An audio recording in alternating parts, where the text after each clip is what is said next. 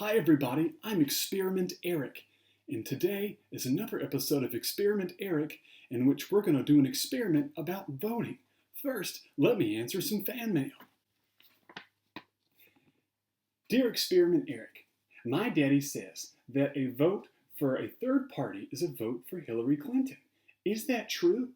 And then we've got another letter that says, Dear Experiment Eric, my mommy says that a vote for a third party is a vote for Donald Trump. Is that true? Well, isn't that funny? Both adults think opposite things.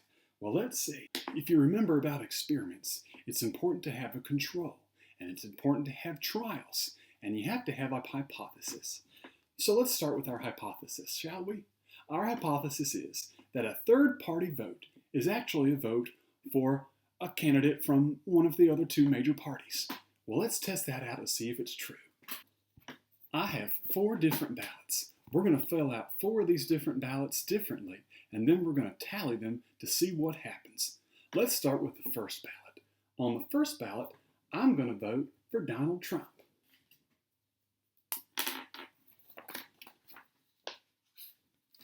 Okay, now I'll go over to my tally column here. Now let's see. Which one of these places should I put the tally? Next to Donald Trump, Hillary Clinton, or Gary Johnson? That's right, Donald Trump. So, when I voted for Donald Trump, the tally for my vote goes to Donald Trump because I voted for Donald Trump. Let's try the next one. Okay, this time I'm going to vote for Hillary Clinton. I'll put my check mark in the box. And there it is. Okay, so do I put it next to Donald Trump? Well, no, my vote didn't go to him. Looks like I put it in the tally box next to Hillary Clinton. Okay, now that's one for Hillary. Now my next ballot, I'm going to fill on out for Gary Johnson. Watch closely. I put my check mark in the Johnson box. Well, let's see, where does my tally go? Does it go to Donald Trump? Oh, no, I didn't vote for him. Well, does it go to Hillary Clinton? No, I didn't vote for her. Does it go with, it goes with Gary Johnson. What do you know? There we go. So Gary Johnson just got 1 vote.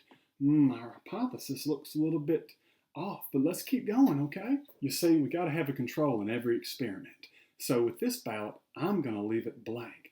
Now, because I left it blank, that means I did not vote. Let's see. Does my tally go with Donald Trump since I didn't vote? No.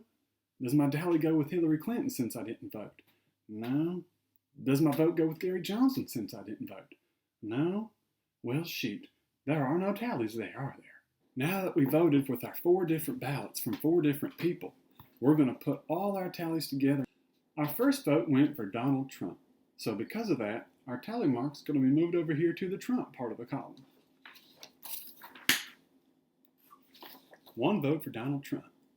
Our next vote went to Hillary Clinton. So our tally mark from Hillary Clinton is going to go in, you guessed it, the Clinton section of our tallies. Our third vote went to Gary Johnson. Now look closely here. I had a tally mark over in the column for Gary Johnson. Well, to be consistent, I want to keep that tally over where Gary Johnson's name is in this little table. You see how it went for him? Okay, 1 more. Now notice, this last one was blank, so I don't do anything. I don't put any tallies anywhere else. Let's look at our tally box here. It looks like 1 of our votes was for Donald Trump, and 1 of our votes was for Hillary Clinton. 1 of our votes was for Gary Johnson, and look at that, 1 of our people didn't vote. You could even mark it as a non-vote to make sure that tally mark doesn't go to any of those candidates they didn't vote for. Well, folks, looks like that hypothesis wasn't true after all. Turns out, a vote for a person is a vote for that person. If you need to watch the video again to understand it, just hit rewind. Next week, we're going to look at what gives you more pizza. If you cut your pizza into 6 slices or 8 slices. See you next time. Dear Experiment Eric, actually, you're wrong. Your votes go to the Electoral College.